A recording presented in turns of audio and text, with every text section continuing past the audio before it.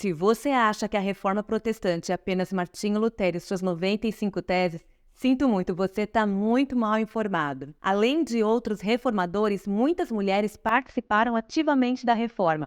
Vem comigo nesse vídeo para conhecer um pouco mais sobre elas.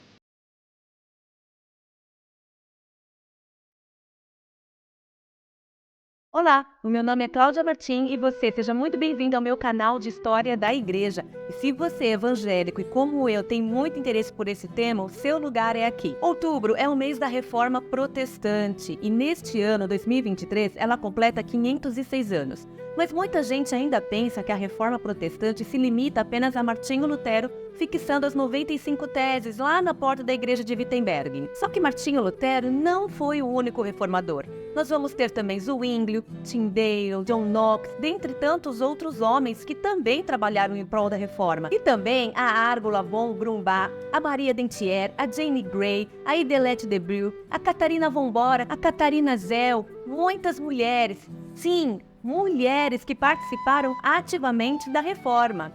E nesse vídeo você vai conhecer comigo 6 destas mulheres. E a primeira é a Árgula von Grumbach. A Árgula é considerada a primeira mulher reformada da Europa e uma apologeta. Ela defendeu com garra a reforma e os seus líderes.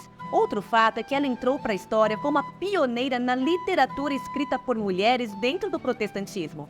Ela nasceu em 1492 na Alemanha e, por causa da influência dos reformadores, a Árgula lia tanto a Bíblia que ficou conhecida como a Bíblia Alemã Ambulante. Depois de escrever uma carta aberta em 1523 para defender um estudante e suas ideias reformistas, a Árgula ficou muito conhecida. Ela continuou a escrever e publicar textos em defesa da liberdade religiosa e contra a perseguição aos reformistas. Sua coragem e determinação em enfrentar a oposição e expressar suas convicções marcaram um importante avanço para as mulheres num período de conflitos religiosos e sociais na Europa. A Árgula nunca se desmotivou com as críticas que recebia e continuou seu trabalho de escrever e viajar sozinho, que era muito incomum para as mulheres da época. Em suas viagens, ela encorajava os seus compatriotas alemães a aceitar os princípios da reforma e, por meio dos seus escritos e discursos, ela levou muitos a Cristo. Árgula von Grumbach é até hoje lembrada como uma pioneira do movimento da reforma protestante. A segunda é Maria Dentier.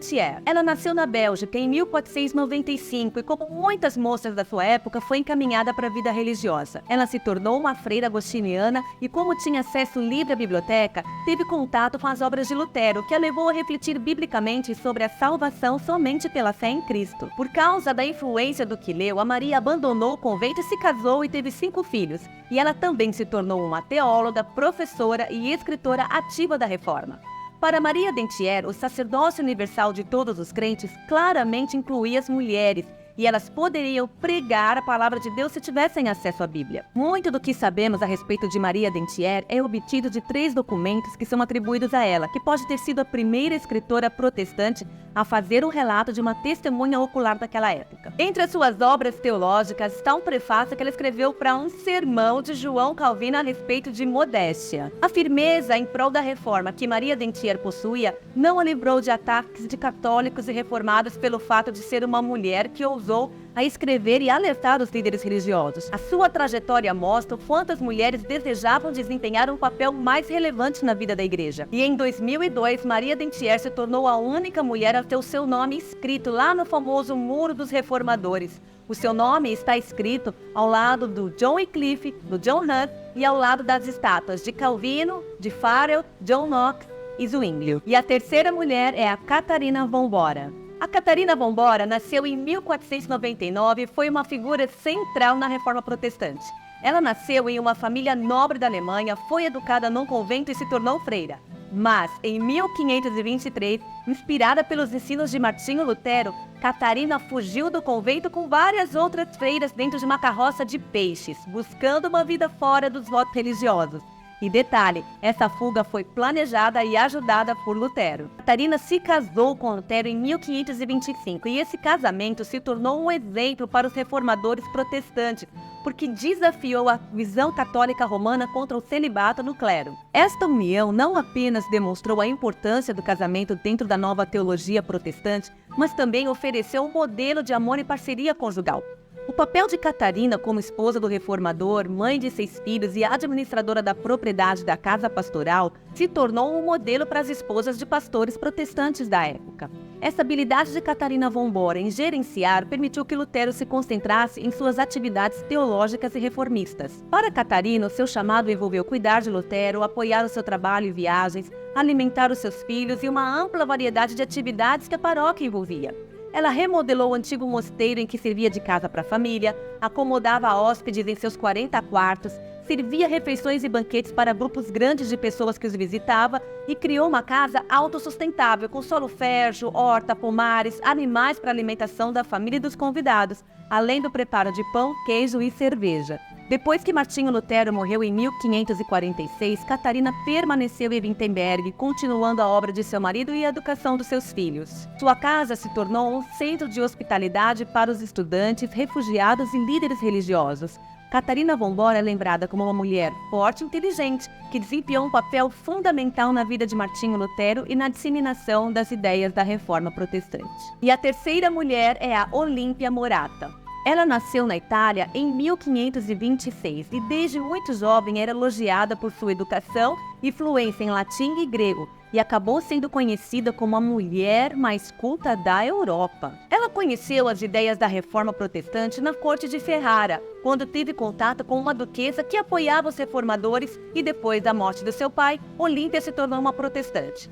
Depois do seu casamento, Olímpia e o marido tiveram que fugir para a Alemanha por causa da perseguição contra os protestantes. Ela passou a escrever cartas e poemas promovendo a reforma, falando sobre os escritos de Lutero e da importância do estudo bíblico. Ela cuidou de protestantes perseguidos e reunia pequenos grupos para ensinar as doutrinas bíblicas e reformadas, e enviava as pessoas de volta para a Itália com os ensinos de Lutero traduzidos. Olímpia morreu em 1555 com apenas 29 anos em Heidelberg, na Alemanha. E a quinta mulher é Katharina Zell. Ela nasceu em Estrasburgo em 1497 e foi esposa do teólogo e reformador Matheus Zell. Eles formaram um casal que apoiava as reformas religiosas na cidade e depois da morte do marido, Catarina continuou o seu trabalho como escritora e defensora das ideias reformistas. Ela escreveu cartas, panfletos, tratados teológicos defendendo as doutrinas da reforma, incluindo a justificação pela fé e a autoridade das escrituras. Além do seu trabalho como escritora, Catarina também era conhecida por seu trabalho de caridade. Ela ajudava os necessitados, apoiava refugiados protestantes que fugiam da perseguição religiosa em outras regiões. Ela foi uma das primeiras mulheres a se envolver ativamente na teologia e na promoção das ideias da Reforma Protestante. A sua contribuição como escritora e ativista foi significativa, desafiando normas sociais e religiosas da sua época, deixando um legado duradouro para as mulheres na história da Reforma. E chegamos na sexta mulher, que é a Jane Grey. Ela nasceu em 1536 e é conhecida por ter sido rainha da Inglaterra por apenas 9 dias, depois de uma crise sucessória ao trono com a morte do rei Eduardo VI. Jane Grey era protestante e recebeu uma educação excepcional para uma mulher da sua época. Ela foi criada na corte e educada junto com a futura rainha, a Elizabeth I. Sua educação aprofundou sua compreensão das doutrinas protestantes e influenciou suas crenças de fé.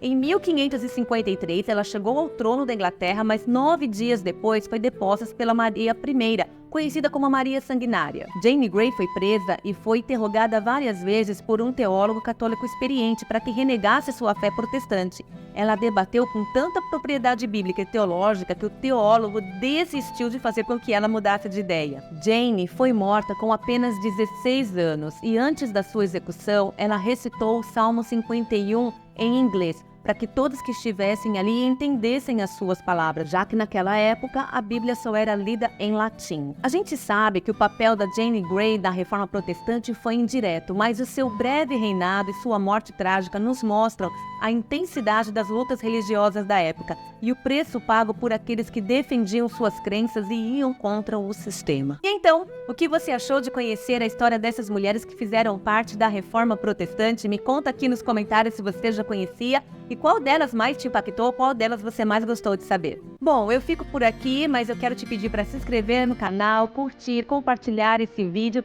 e a gente se vê no próximo, se Deus assim permitir. Deus te abençoe e até lá!